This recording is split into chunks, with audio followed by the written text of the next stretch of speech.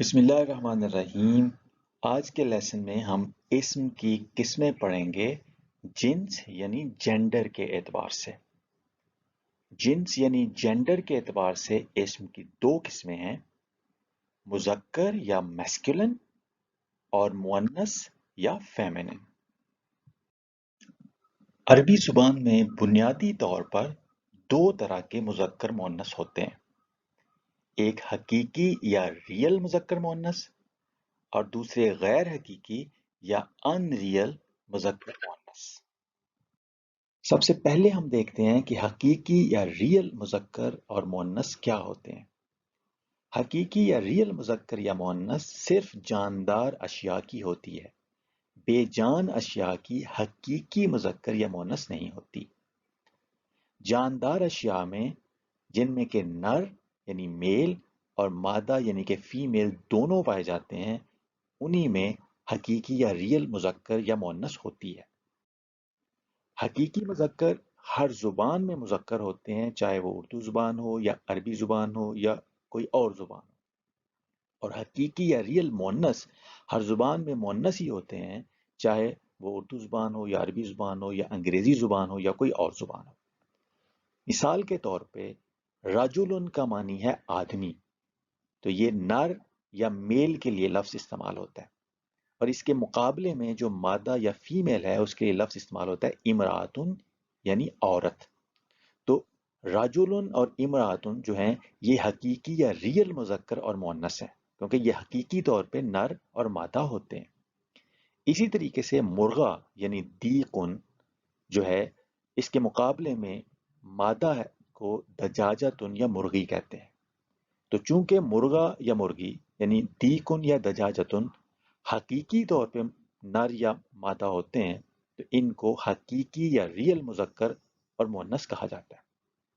اسی طریقے سے لڑکا یعنی ولدن ایک حقیقی یا ریئل مذکر ہے، کیونکہ یہ نر یا میل ہے، اور اس کے مقابلے میں فیمیل یعنی مادہ بنتن جس کا معنی لڑکی ہے، وہ ایک ریئل یا حقیقی مؤنث ہے۔ اسی طریقے سے باپ یا ابن ایک حقیقی یا ریئل مذکر ہے، کیونکہ یہ نر یا میل ہے، اور اس کے مقابلے میں امن جو ہے یہ ایک مادہ اور فیمیل ہے جس کا معنی ماں ہے، تو یہ ایک حقیقی مؤنث ہے۔ تو حقیقی مذکر یا مؤنث صرف جاندار اشیاء کی ہوتی ہے جن میں نر یعنی میل اور مادہ یعنی فیمیل دونوں پائے جائیں۔ چونکہ عورتیں بھی جو ہیں وہ حقیقی یا ریئل مؤنث ہوتی ہیں، تو لہٰذا عورتوں کے تمام نام بھی مؤنث ہی عربی زبان میں تسلیم کیے جاتے ہیں۔ تو حقیقی یا ریئل مذکر مؤنث وہ اسم ہوئے جو جاندار اشیاء میں شامل ہیں اور جن میں حقیقی طور پہ نر یا مادہ کا کانسیپٹ پایا جاتا ہے۔ اب ہم دیکھتے ہیں کہ غیر حقیقی یا ان ریئل مذکر یا مؤنث کیا ہوتے ہیں۔ تو غیر حقیقی مذکر یا مؤنث صرف بے جان اشیاء کی ہوتی ہے، جن میں نہ کوئی نر ہوتا ہے نہ کوئی مادہ ہوتا ہے، تو ان میں نر اور مادہ کا تصور بے جان اشیاء میں نہیں ہوتا۔ تو غیر حقیقی یا ان ریئل مذکر یا مؤنث جو ہیں یہ مختلف زبانوں میں مختلف ہو سکتے ہیں۔ مثال کے طور پہ کتاب جو ہے یہ عربی زبان میں مذکر سمجھا جاتا ہے، جبکہ اردو زبان میں کتاب جو ہے اس کو مؤنث سمجھا جاتا ہے۔ اسی طرح مدینہ جو ہے اس کو عربی زبان میں مؤنث سمجھا جاتا ہے، لیکن اردو میں شہر یعنی مدینہ جس کا معنی شہر ہے اس کو مذکر سمجھا جاتا ہے۔ اسی طرح بیتن یعنی دروازہ اس کو عربی زبان میں مذکر سمجھا جاتا ہے اور اس کو اردو زبان میں بھی مذکر سمجھا جاتا ہے۔ اسی طرح جنتن جو ہے اس لفظ کو بھی عربی زبان میں بھی مؤنث سمجھا جاتا ہے اور اردو زبان میں بھی مؤنث سمجھا جاتا ہے۔ تو کتاب، مدینہ، بیت یا جنتن یہ چاروں الفاظ جو ہیں یا اس طرح کے اور جو الفاظ ہیں جو بے جان ہوتے ہیں، جن میں کوئی نر یا مادہ کا تصور نہیں پایا جاتا، ان کو ہم کہتے ہیں ان ریئل یا غیر حقیقی مذکر مؤنث۔ تو ایسے غیر حقیقی یا ان ریئل جو مذکر مؤنث ہوتے ہیں جو بے جان اشیاء کے کو ریپرزینٹ کرتے ہیں، کی نمائندگی کرتے ہیں، ان کو کسی ایک زبان میں ہو سکتا ہے مذکر سمجھا جائے اور کسی دوسری زبان میں ہو سکتا ہے مؤنث سمجھا جائے۔ تو غیر حقیقی یا ان ریئل مذکر مؤنث صرف بے جان اشیاء کی ہوتی ہے جن میں نر یا مادہ کا کوئی تصور نہیں ہوتا۔ عربی زبان میں غیر حقیقی مذکر اسم یا لفظ کی کوئی نشانی نہیں ہوتی، البتہ غیر حقیقی مؤنث اسم اگر کوئی ہو تو اس کی 3 بڑی نشانیاں ہوتی ہیں۔ ان تینوں میں سے اگر کوئی ایک نشانی بھی پائی جائے تو غالب امکان یہ ہوتا ہے کہ وہ اسم جو ہے وہ غیر حقیقی مؤنث ہوگا۔ اس میں کچھ استثناء یا ایکسیپشنز بھی ہوتی ہیں جن کا ذکر ابھی بعد میں کیا جائے گا۔ مثال کے طور پہ جنتن، آیتن، ساعتن، حسنتن اور عاقبتن، یہ وہ الفاظ ہیں جن کے آخر میں گول تا اور اس کے اوپر تنوین آ رہی ہے۔ تو عربی زبان کے جن الفاظ کے آخر میں گول تا اور تنوین آئے وہ عام طور پہ غیر حقیقی مؤنث ہوتے ہیں۔ اسی طرح عربی زبان کے الفاظ کے آخر میں اگر الف ممدودہ آئے تو وہ بھی عین ممکن ہے کہ وہ لفظ غیر حقیقی مؤنث ہو، جیسے زرقاؤ، حمراؤ، صحراؤ، صفراؤ، بیضاؤ۔ تو ان تمام الفاظ کے آخر میں الف ممدودہ آ رہی ہے، تو لہٰذا یہ الفاظ غیر حقیقی مؤنث سمجھے جاتے ہیں عربی زبان میں۔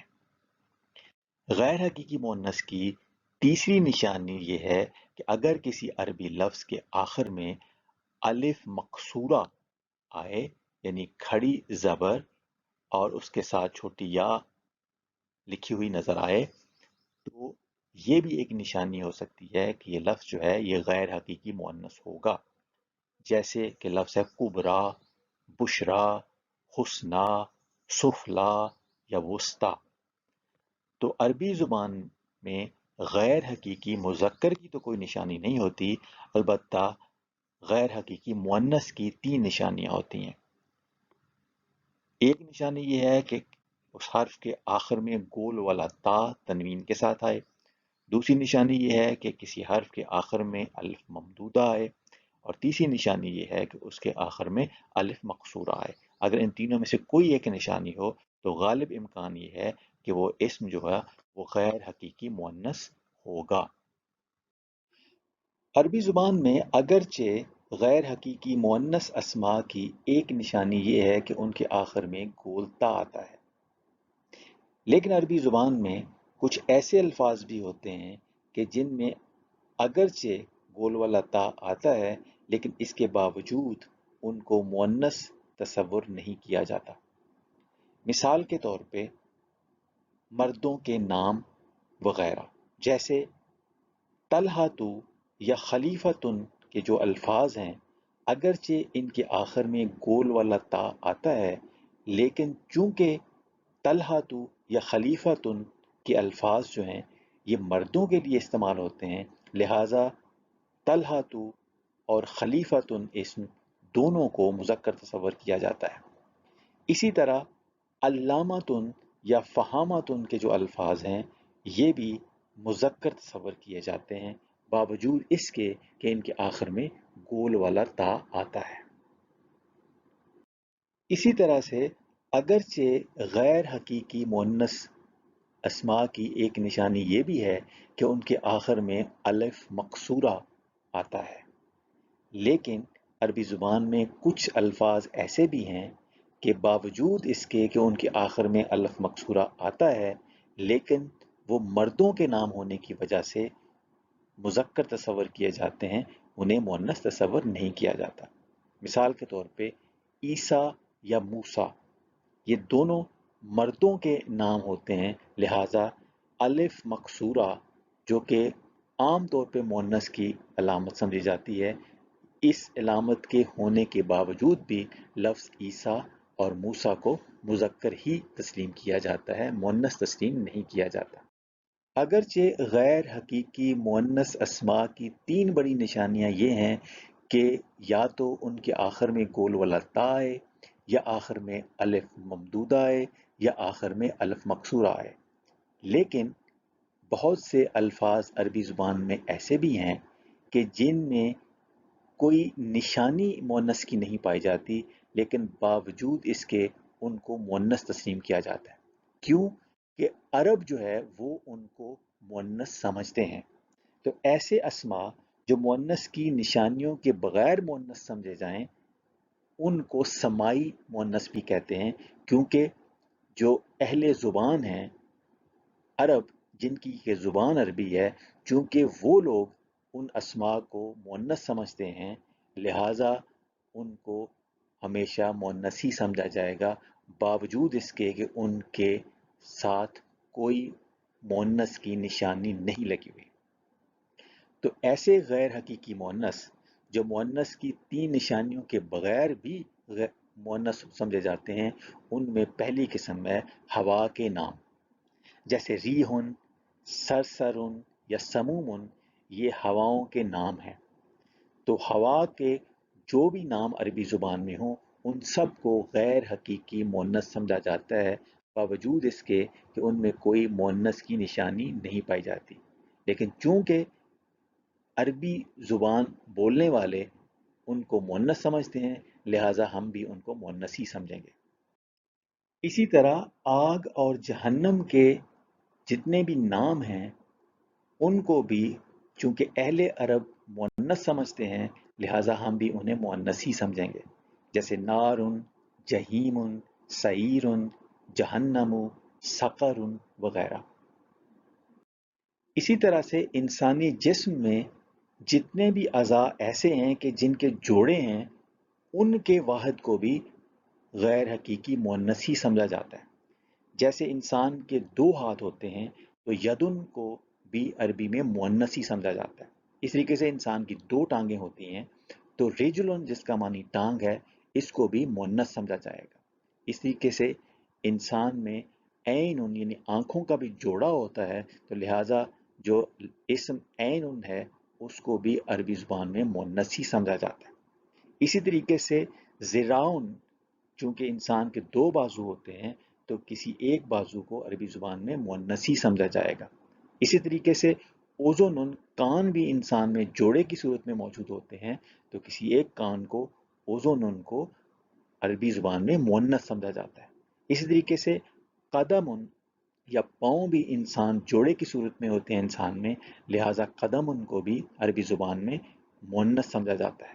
تو کوئی بھی جسم کا اعضاء جو جوڑے کی صورت میں انسان میں ہوتا ہے اس کے کسی ایک پارٹ کو عربی زبان میں غیر حقیقی مؤنث ہی سمجھا جاتا ہے، کیونکہ اہل عرب اس کو مؤنث سمجھتے ہیں۔ اسی طریقے سے شہروں، ملکوں یا قبیلوں کے جو نام ہوتے ہیں ان کو بھی اہل عرب جو ہے وہ مؤنث ہی سمجھتے ہیں، جیسے قریشن ایک قبیلے کا نام ہے، عادن، اسی طریقے سے مصر ایک شہر کا نام ہے۔ تو ان سب اسماء کو بھی عربی زبان میں مؤنث ہی سمجھا جائے گا۔ اس کے علاوہ کچھ متفرق اسماء بھی ہیں جن کو اہل عرب جو ہیں وہ مؤنث سمجھتے ہیں، تو لہٰذا ہم بھی انہیں مؤنث سمجھیں گے باوجود اس کے کہ ان میں کوئی مؤنث کی نشانی نہیں ہوتی، جیسے سماؤن آسمان، یہ بھی مؤنث ہے، نفسن جس کا معنی جان یا شخص ہے یہ بھی مؤنث ہے، ارضن یا زمین یہ بھی مؤنث ہے عربی زبان میں، دلون ڈول جس میں پانی وغیرہ ڈالتے ہیں اس کو بھی عربی زبان میں مؤنث سمجھا جاتا ہے، رویا خواب اس کو بھی عرب مؤنث سمجھتے ہیں، شمسن سورج اس کو بھی عرب جو ہے وہ مؤنث سمجھتے ہیں، اگرچہ اردو میں سورج کو مذکر سمجھا جاتا ہے لیکن اہل عرب جو ہیں وہ شمسن کو یا شمس کو مؤنث سمجھتے ہیں۔ عصا یا عصن جو لاٹھی ہے اس کو بھی عربی میں مؤنث سمجھا جاتا ہے، دارن گھر یا ٹھکانہ اس کو بھی عربی میں مؤنث سمجھا جاتا ہے، خمرن شراب کے جتنے بھی نام ہیں ان کو عربی زبان میں مؤنث سمجھا جاتا ہے، حربن یا لڑائی اس کو بھی عربی میں مؤنث سمجھا جاتا ہے، سبیلن یا راستہ اس کو بھی عربی میں مؤنث سمجھا جاتا ہے، بئرن یا کنواں اس کو بھی عربی میں مؤنث سمجھا جاتا ہے. کاسن یا پیالہ، اس کو بھی عربی زبان میں مؤنث سمجھا جاتا ہے. اگر ہم سمرائز کریں تو عربی زبان میں مؤنث کی بنیادی طور پہ دو قسمیں ہیں، حقیقی اور غیر حقیقی. حقیقی مذکر مؤنث جو ہیں یہ جاندار چیزوں میں ہوتے ہیں، اور غیر حقیقی مذکر مؤنث عموماً بے جان چیزوں میں پائے جاتے ہیں. حقیقی مؤنث کی مثال امن ہے یا بنتن ہے، یا عورتوں کے نام ہیں جیسے کہ زینبن. غیر حقیقی مؤنث میں کچھ تو ایسے ہیں جن کے آخر میں مؤنث کی کوئی علامت ہوتی ہے، جن کو علامتی یا قیاسی مؤنث کہا جاتا ہے، جیسے آخر میں گول تا ہو، یا آخر میں الف ممدودہ ہو، یا آخر میں الف مکسورہ ہو. اور غیر حقیقی مؤنث میں کچھ ایسے مؤنث بھی ہوتے ہیں جن میں کوئی مؤنث کی علامت تو نہیں ہوتی، لیکن چونکہ ان کو اہل عرب مؤنث سمجھتے ہیں لہٰذا ان کو ہم بھی مؤنث ہی سمجھیں گے. ایسے مؤنث اسماء کو مؤنث سمائی بھی کہا جاتا ہے، کیونکہ وہ سننے میں مؤنث یا بولنے میں مؤنث جو ہے ان کو سمجھا جاتا ہے. ان میں ہواؤں کے نام، دوزخ کے نام، شراب کے نام، اجزائے بدن جو جوڑے میں موجود ہوں، جوڑے کی شکل میں موجود ہوں، ان کے نام، ملکوں، شہروں یا قبیلوں کے نام، اور اس کے علاوہ کچھ متفرق اسماء ہیں جن کو اہل زباں عرب سمجھتے ہیں.